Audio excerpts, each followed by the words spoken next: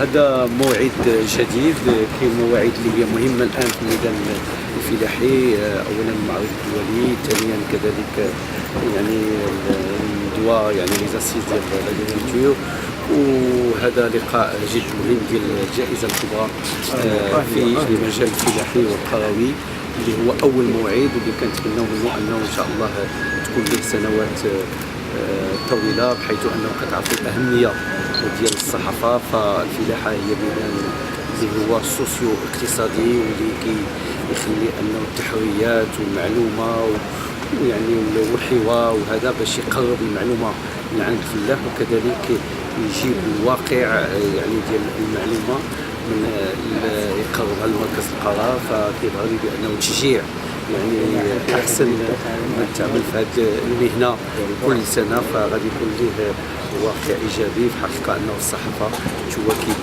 يعني بشكل جد ايجابي، وبلي كنقول ايجابي بما فيه النقد ديالو، بما فيه يعني جميع يعني ما كيتكتب وما كيتشاف وما كيتسمع. الحمد لله منذ انطلاق مخطط المغرب الاخضر ونحن في حاجه ان يعني الصحافه الوطنيه تكمل في هذه المواكبه ديال هذا المسلسل اللي غادي يمشي حتى 2020 ان شاء الله.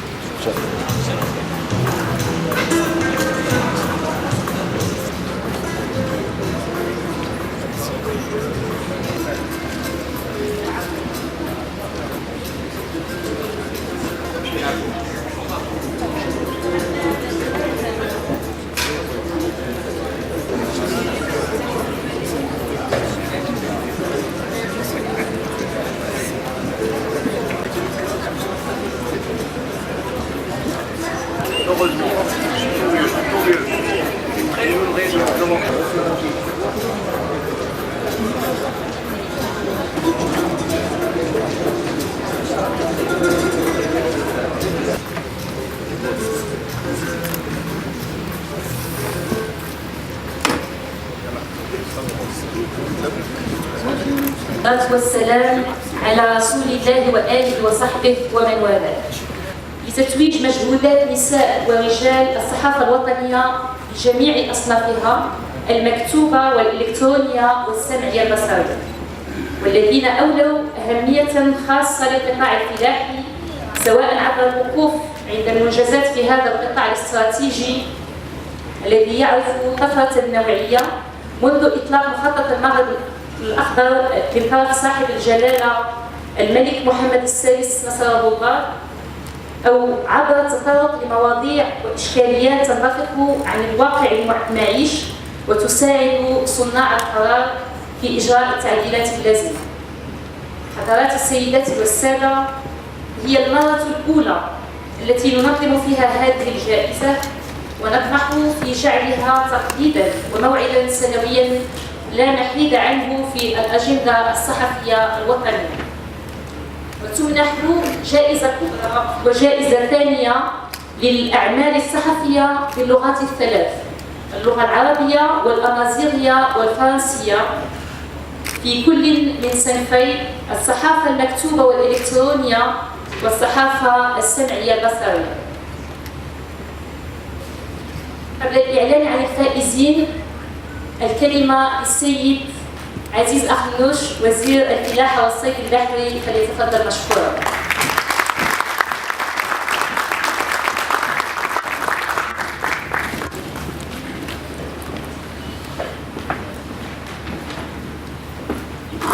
Monsieur le ministre, Mesdames et Messieurs, membres du jury du Grand Prix de la presse agricole et rurale, Messieurs les présidents des fédérations, des interprofessions, des chambres, Mesdames et Messieurs, il fut un temps où l'on décrivait le Maroc comme un pays à la croisée du chemin, économiquement, socialement et certainement dans son secteur agricole. Ces jours sont derrière nous. Nous sommes aujourd'hui une nation qui, sous le leadership de la haute guidance de Sa Majesté le roi Mohammed VI, que Dieu l'assiste, a emprunté le chemin du développement humain et la création de la valeur au profit des individus.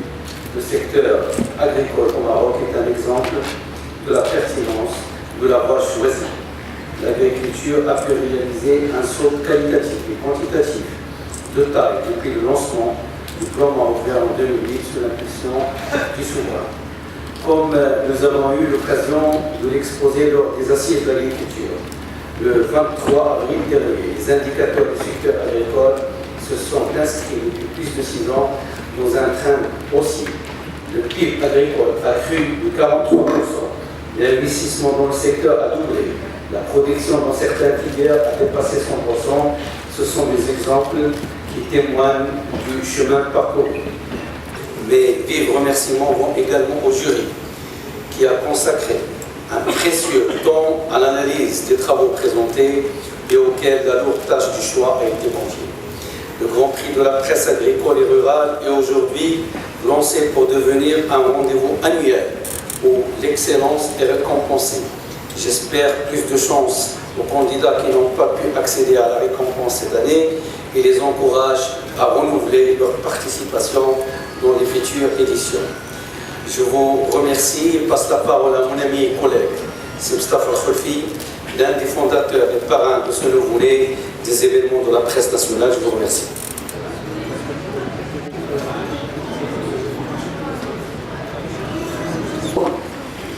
بسم الله الرحمن الرحيم. الحمد لله رب العالمين. سيد وزير الفلاحة والصيد البحري، سيد رئيس الفدرالية المغربية لنشر الصحف، السادة المدراء المسؤولون ومديري المؤسسات العمومية، السادة والسيدات من رجال ونساء الصحافة الوطنية في بلادنا.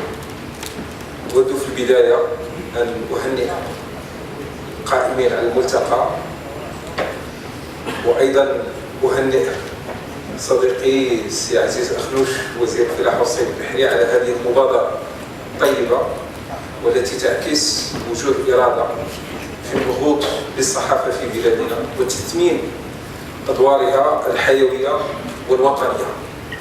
بلادنا اليوم محتاجة إلى صحافة حرة ومسؤولة تواكب دينامية الإصلاحات التي انخرطت فيها بلادنا تحت قيادة جلالة الملك محمد السادس حفظه الله، والتي أثمرت عدد من المبادرات والإنجازات.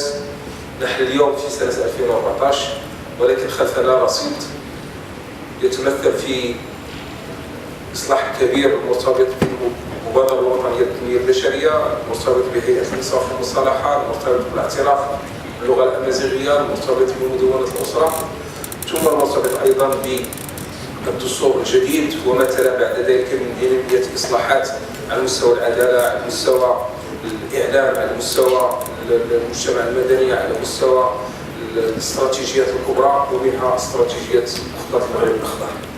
هي دينامية إصلاحات لا يمكن أن تصور النجاح فيها بدون صحافة حرة ومسؤولة، ولعله من لا أقول المثير ولكن من الأقدار أن حفل الجائزة الكبرى للصحافة في المجال الفلاحي القروي أن يصادف هذا اليوم، أن يصادف اليوم العالمي لحرية الصحافة 3 ماي الذي خلدته بلادنا اليوم في إطار شراكة مع منظمة اليونسكو على المستوى المغاربي بالرباط.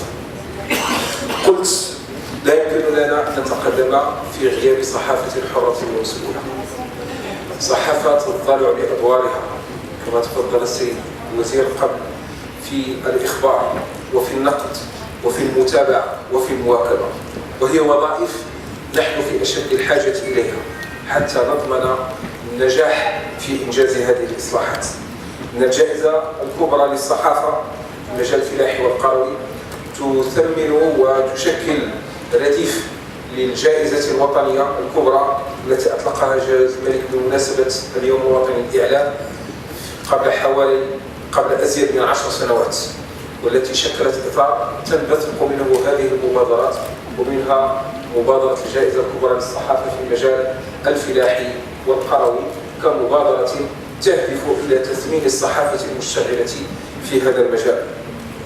قد ينظر البعض بنوع من التقدير لمثل هذه المبادرة، لكن عندما ننظر لآثارها خاصة وأن الصحافة المرتبطة بالمجال السمعي البصري وخاصة الصحافة الإذاعية التي تصل إلى الفلاح والتي تعكس اهتمامات الفلاح وقضايا الفلاح وانشغالات الفلاح في بلادنا، تمثل المصدر الأساسي للمعلومة الموثوقة والمعلومة الصحيحة، وتمثل المصدر الأساسي للفلاح في حياته اليومية. ولهذا مثل هذه المبادرة هي مبادرة تأتي في لتثمين مجهود يبذل ويمارس بشكل يومي، بحيث أنه في زيارات المناطق القروية دائما أجد المطلب الأساسي للناس على المستوى القروي وهو البث الإذاعي تحديدا، وخاصة البث الذي يشكل بالنسبة لي عنصر أساسي يعني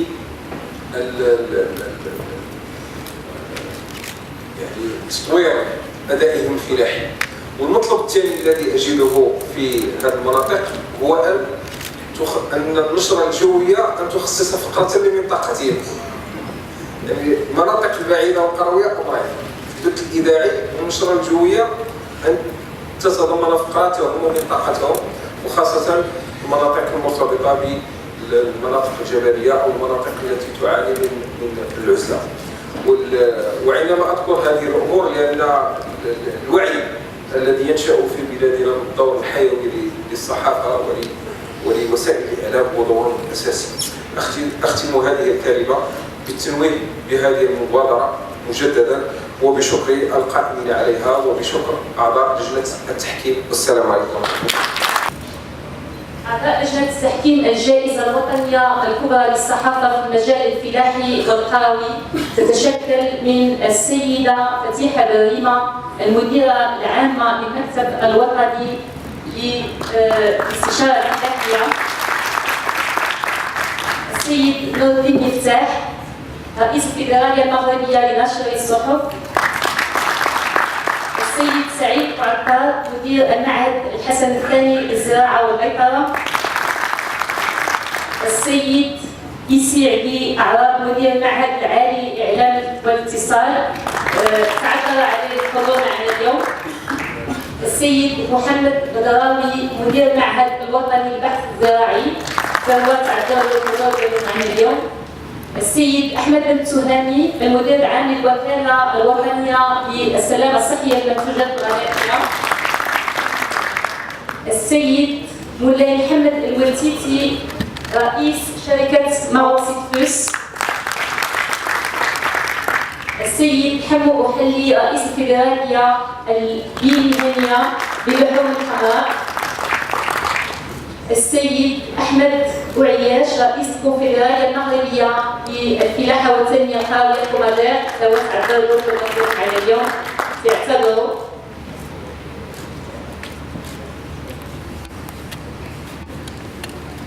الآن أعطي الكلمة لأعضاء لجنة التحكيم لتحكي لنا عن التجربة الأولى في اختيار مقالات وروبورتاجات.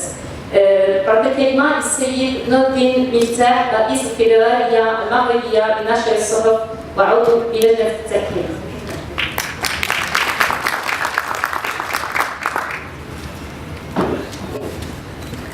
مساء الخير سيدي الوزيرين، السادة الدكتور، زملائي الأعزاء. الحقيقة سأركب على ما قاله زميلي السيد وزير الاتصال زميلي السابق. 3 مايو تصادف اليوم العالمي لحرية الصحافة مع هذه الجائزة هي مصادفة رائعة جدا. بطبيعة الحال هذه المعايير لابد أن تكون مهنية إلى آخره فيها الموضوع وتعدد المصادر والالتزام بالأجنة الصحفية ومطابقة الجنس الصحفي مع ما هو معلن. وعندما بدأنا نعطي آراءنا في المواد التي قدمت، الجائزة الأولى كانت بالإجماع والجائزة الثانية كانت بالأغلبية الساحقة في الصحافة المكتوبة، وباقي الجوائز كانت بالأغلبية، ولم نحتاج إلى وقت كبير. أتمنى لهذه الجائزة أولا أشكر وزارة الفلاحة والسيد الوزير على هذه المبادرة، وأتمنى لهذه الجائزة طول العمر وأن تكون مزيد من الترابط بين الاستراتيجيات الكبرى في المغرب وما بين الصحافة في إطار مهمتها المرتبطة أساسا بالتنمية. وشكرا لكم. الحقيقه احنا هذه المبادره هذه كنتمنوها وكتكون هي حافز بالنسبه للصحفيين والجسم الصحفي كله ممكن يشارك فيها، وهذه التفاته رائعه بالنسبه للعالم القروي ولا سيما اللي محتاج مثل هذا الدعم المعنوي الكبير، وخصوصا الابناء ديال الفلاحه اللي هما صحفيين. فهذه الجائزه هي مشتركه للجسم الصحفي بصفه خاصه والجسم الصحفي القروي بصفه عامه. أهنئ الجسم الصحفي بإحداث هذه الجائزة التي تأتي لتثمين الجهود التي يبذلها رجال ونساء الصحافة في بلادنا من أجل مواكبة الحياة الفلاحية. انشغالات فلاح المغرب حاجيته توفر المعلومة الحيوية بالنسبة إليه على المستوى الاستثماراتي وعملية الفلاح، أيضا لمواكبة السياسات المتخذة خاصة ولهذا مثل هذه الجائزة توفر فرصة للارتقاء بالجهود وتثمين منتوج الصحفي المصري في المجال الفلاحي والقروي.